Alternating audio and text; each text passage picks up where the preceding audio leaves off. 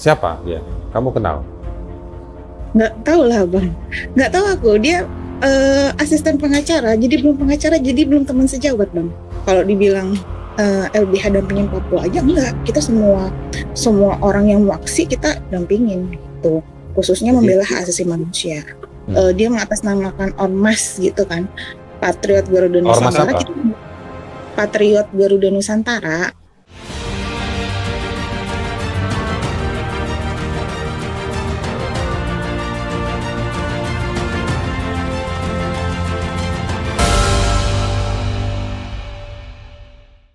Halo orang-orang baik sekalian, kita jumpa lagi di Kenalpot, kanal podcast untuk orang-orang terpinggirkan. Hari ini kita ada teman, tamu, salah seorang pejuang tangguh dari Pulau Dewata. Kalau Anda pernah ke Bali, atau Anda barangkali masih tahap mimpi untuk ke Bali, ini ada orang Bali, lahir di Bali, dia udah nggak pergi liburan ke Bali. Dia justru bukan menikmati Bali, dia justru belain orang-orang susah di Bali, terus dia ikut susah sekarang. Kesian banget. Saya nggak tega mau wawancara sebetulnya. Nikadek, ada lagi satu namanya agak susah, langsung Fani. Nah, panggilan Fani.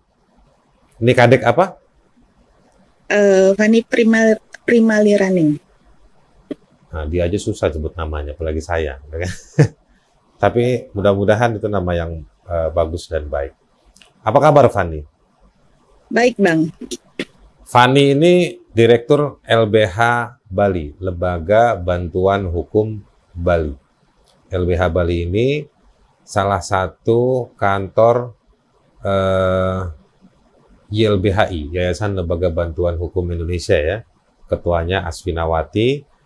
Kalau yang di Bali ini Kakak Fani. Ada 15 kantor ya. 16 sekarang. 16 sekarang, sudah makin bertelur atau beternak kantor-kantor LBH. Fani di Bali, kita akan ngobrol soal belakangan Fani mencuat namanya di media, di sosial media juga, karena dilaporkan ke polisi oleh Riko Ardika, marganya apa tuh? Riko Ardika Panjaitan ya? Panjaitan. Nah, satu marga dengan Luhut Binsar Panjaitan. Nah, Riko Ardika ini melaporkan Fani ke polisi dengan tuduhan makar. Wih, keren ya. Saya sih gitu-gitu saya anggap keren sekarang, ya kan? Biarin aja. Dilapor makar, provokator, gitu. Betul ya, dilapor ke polisi kamu ya? Iya, di tanggal 2 Agustus. 2 Agustus dilaporkan ke polisi dengan tuduhan makar, bukan perencanaan makar. Perencanaan makar? Kamu udah beli senjata laras panjang? Belum, makanya ketika ditanya sama wartawan, kan karena waktu itu kita juga sebenarnya lagi banyak kasus, dan salah satu kasusnya adalah sebenarnya kita lagi trending di Bali itu, kita lagi advokasi masyarakat di Bali yang kemudian mau diusir dari rumahnya gara-gara nggak mau vaksin. Nah, saya pikir ditanya sama wartawan tentang itu. Tiba-tiba ditanya, ini ada laporan apa lagi ya? Makar. Terus langsung ya udah ketawa aja kan. Kita makarnya dari mana? Iya. Tapi memang kamu barangkali mau mendirikan negara Republik Christmas Island gitu enggak? Ada rencana? Belum rencana. Tapi ada kepikiran lah sebenarnya ya. Belum. Itu mungkin gara-gara kamu dan teman-teman di LBH Bali dampingi teman-teman Papua ya? Iya. Jadi tuduhan mereka kan gara-gara mendampingi kawan-kawan Papua aksi gitu kan. Dan mereka nggak terima gitu. Jadi kayak aneh aja. Karena kalau misalnya di Bali, biasanya gitu ya pendampingan aksi, mau aksi buruh, aksi mahasiswa, aksi perempuan, aksi apapun gitu. Nah, biasanya jaringan masyarakat itu pasti minta pendampingnya ke LBH. Jadi kayak kalau dibilang LBH dampingin Papua aja, enggak. Kita semua orang yang mau aksi kita dampingin gitu. Khususnya membela hak asasi manusia. Jadi kamu dan teman-teman di LBH Bali sebetulnya sedang menerapkan satu prinsip bahwa setiap orang berhak untuk mendapatkan bantuan hukum ya? Iya. Dalam hal ini ketika mau unjuk rasa atau demonstrasi. Iya. Jadi kami tidak membeda-bedakan dari mana, suku mana, terus minoritas atau mayoritas kah gitu. Jadi siapapun yang mau menyatakan pendapat di muka umum gitu, sebagai implementasi di konstitusi itu dan meminta pendampingan hukum dari LBH, kami biasanya itu kemudian menyanggupi untuk melakukan pendampingan aksi. Dan ini bukan pertama kali ya kepada teman-teman Papua mendampingi mereka? Bukan, udah lama kita dampingin, Bang. Dan juga teman-teman Papua ada di Bali itu juga sudah sejak lama kan, sejak lama? Iya, sudah sejak lama teman-teman Papua, sudah sejak lama juga kemudian bahkan setiap aksi kawan-kawan Papua selalu minta bantuan pendampingan hukumnya ke LBH gitu. Jadi sudah sering minta pendampingan hukum ke LBH, teman-teman Papua kuliah atau kerja di Bali juga sudah lama, sejak lama. Lalu Riko ini siapa dia? Kamu kenal? Nggak tahu lah, Bang. Nggak tahu aku. Dia asisten pengacara, jadi belum pengacara, jadi belum teman sejawat, Bang. Oh, dia asisten pengacara. Gitu katanya di laporannya. Berarti dia harusnya tahu dong bahwa ya tugasnya pengacara kan seperti itu, dampingi orang. Iya kan harusnya tahu, Bang, kalau dia lulus PKPA, Bang. Kalau nggak lulus kan nggak tahu lah dia. Dia udah lulus PKPA? Nggak tahu. PKPA itu ya, orang-orang baik sekalian, PKPA itu nama pelatihan syarat untuk menjadi pengacara atau sebelum ujian ambil izin pengacara harus ikut PKPA. Nah, si Riko Ardika katanya asisten pengacara. Kalau dia udah ikut PKPA, ya kalau dia pun sarjana hukum dia harus tahu lah. Iya, harusnya bahwa bisa baca itulah tugasnya. Paling kan dia pernah baca undang-undang advokat. Iya. Dan itu memang tugas ya, undang-undang bantuan hukum juga. Begitu ya, Fani? Iya. Tapi bukan pernah teman kuliah, ada temannya teman kenal sama Riko Ardika? Nggak ada. Jadi nggak kenal siapa, nggak pernah ketemu juga, terus nggak pernah komen atau apa juga nggak pernah. Gitu. Tiba-tiba dilaporin aja. Jadi ditanya siapa Riko ini, ya kita nggak tahu. Terus dia mengatasnamakan Ormas gitu kan, Patriot Garuda Nusantara. Patriot Garuda Nusantara. PGN. Kita tidak paham ya, iya PGN. Kita ditanya apa itu, kita juga nggak tahu gitu. Kalau ditanya LBH track record organisasinya, semua orang tahu. Tapi kalau ditanya track record PGN, kemudian banyak juga yang nggak tahu ini apaan gitu. Organisasi. Saya sih tahu PGN. Di Bali, maksudnya di Bali kita nggak tahu siapa ini. Gitu. Di Indonesia ada PGN kan, perusahaan gas negara. Oh iya, benar-benar. Mungkin PGN itu, bukan ya? Bukan. Ya, bukan. Ya. Jadi belum diketahui juga nih PGN ini sebenarnya organisasi yang berafiliasi kemana, memperjuangkan apa, perannya apa di masyarakat. Ya belum ketahuan ya? Belum tahu lah kita, Bang. Mungkin dia baru muncul. Ya, mungkin. Tapi cuman kemudian setelah kita diskus sama kawan-kawan Papua gitu, nah kawan-kawan Papua bilang bahwa organisasi ini itu kemudian memang kemudian suka melakukan persekusi terhadap kawan-kawan Papua ketika aksi. Oh, jadi PGN ini sudah beberapa kali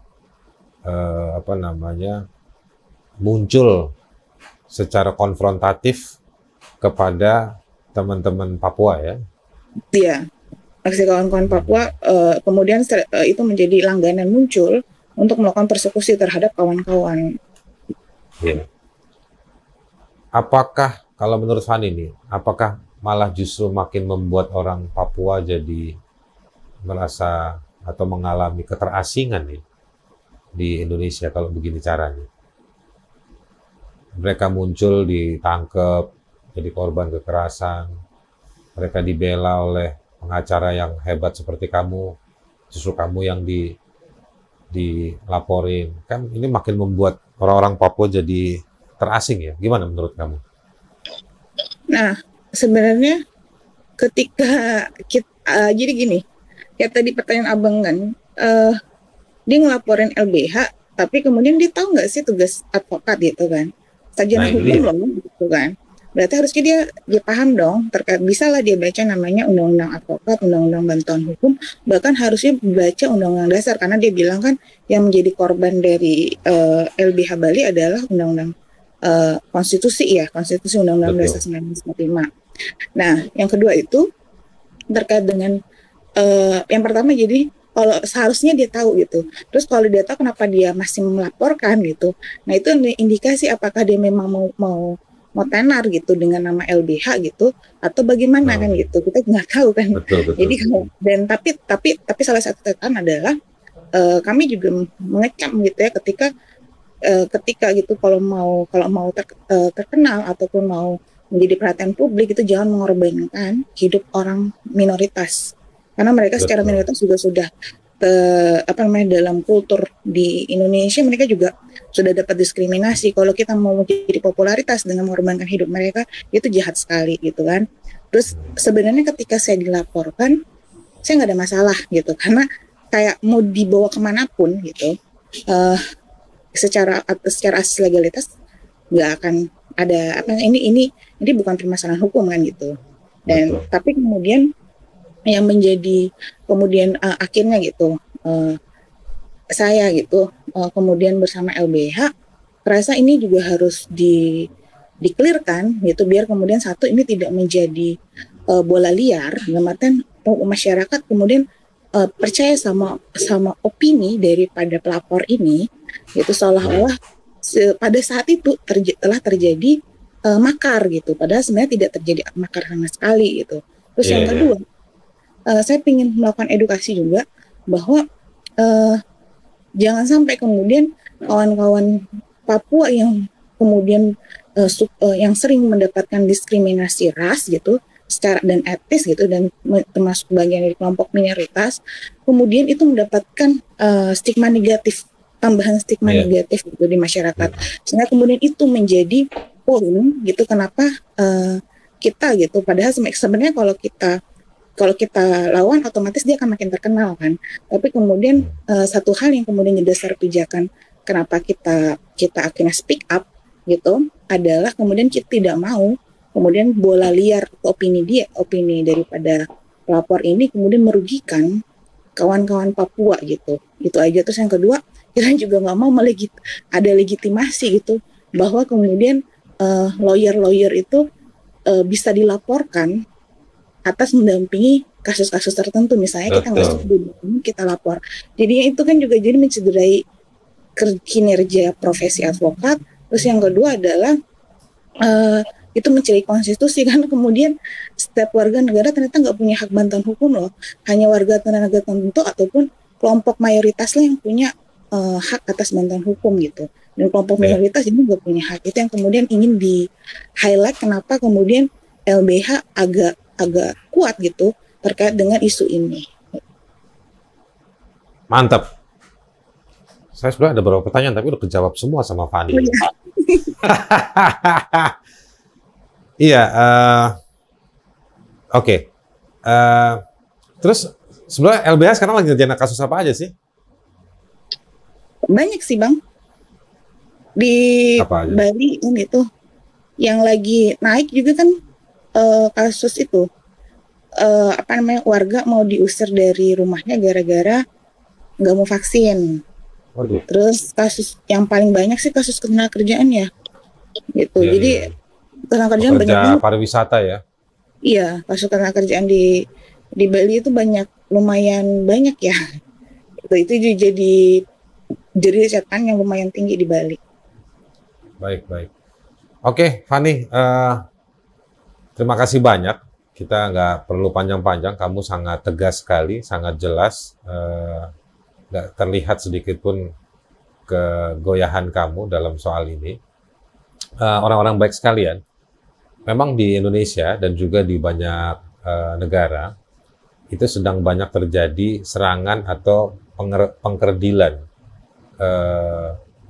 kegiatan warga, terutama kegiatan warga untuk urusan-urusan demokratisasi, hak asasi, kesejahteraan dan lain-lain. Nah, serangan-serangan itu terjadi dalam bentuk serangan fisik, serangan hukum dan administrasi, fitnah di digital, dan berbagai macam lainnya atau pembatasan akses. Itu bisa juga dalam masuk kategori serangan digital juga serangan fisik. Beberapa yang jadi korban itu ada aktivis buruh, serikat, jurnalis, nelayan, masyarakat adat, pengacara. Mungkin Anda pernah dengar pengacara wahana lingkungan hidup, aktivis lingkungan di Sumatera Utara dibunuh. Sekarang kita dengar seorang lawyer, pengacara juga dilaporkan ke polisi. Nah, ini semua adalah bentuk serangan-serangan terhadap upaya warga ketika negara nggak ada ngebantunya buat warga, maka warga bergerak sendiri. Dan biasanya dalam urusan hukum pakai pengacara, dan ketika misalnya pengacaranya bekerja membantu justru dihambat. Lucunya dalam kasus Fani di Bali yang melaporkan pengacara juga, kan kita jadi tanya-tanya, asisten pengacara yang harusnya dia menunjukkan dedikasi yang baik untuk mengerti tugas dari pengacara. Tapi sayangnya dia Riko Ardika sepertinya kurang paham soal tugas pengacara, apalagi ini adalah hak konstitusional, hak asasi yang dijamin dalam konstitusi, dijamin dalam undang-undang advokat maupun undang-undang bantuan hukum. Dan juga ya orang Papua, kalau Anda mau menganggap mereka orang Indonesia, ya mereka harus dibiarkan menikmati akses keadilan yang dijamin sama konstitusinya Republik Indonesia. Kalau Anda nggak mau ngejamin hak konstitusinya yang dibantu oleh Fani ini, berarti memang si Riko itu mau ngusir Papua dari Indonesia. Jadi sebetulnya kamu yang lebih nasionalis dibandingkan si Riko.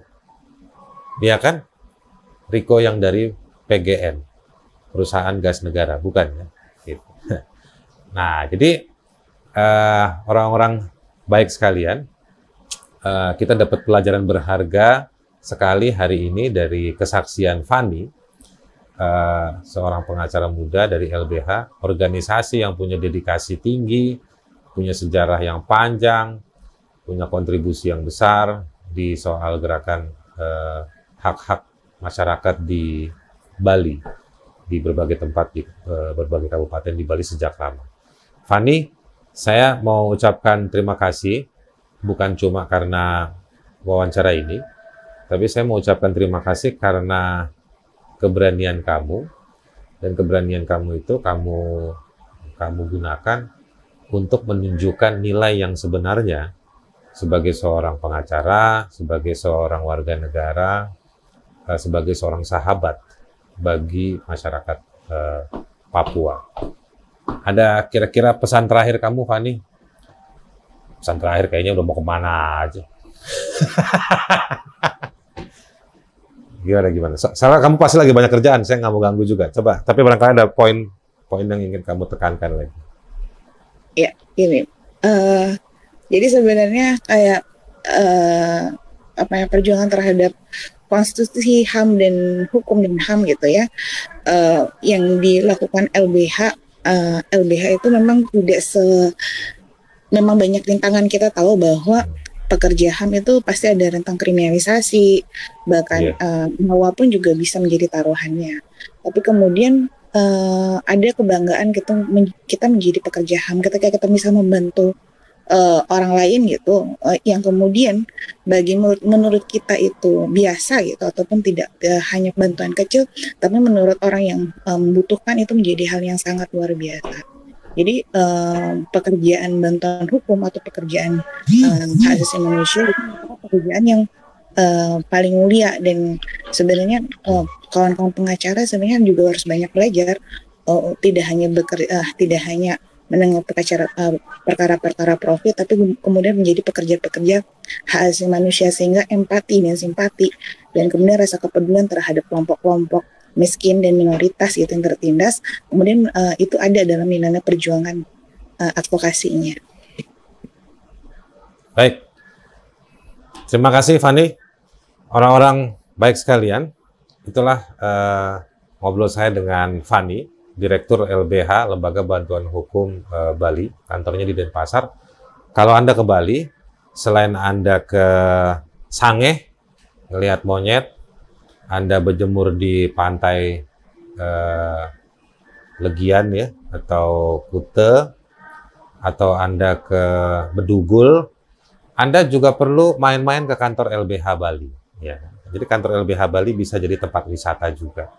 Untuk selain Anda menikmati hak Anda untuk bertamasya, Anda bisa minta edukasi dari LBH Bali tentang kalau lagi berhadapan sama polisi di Bali, berhadapan sama bule di Bali barangkali gitu ya. Tapi barangkali Anda bisa ingat salah satu spot penting di Bali adalah LBH Bali yang hari ini dipimpin oleh Kakak Fani. Orang-orang baik sekalian, kita akan ketemu di Knalpot berikutnya, kanal podcast untuk orang-orang terpinggirkan. Sampai ketemu lagi. Fani, terima kasih banyak ya.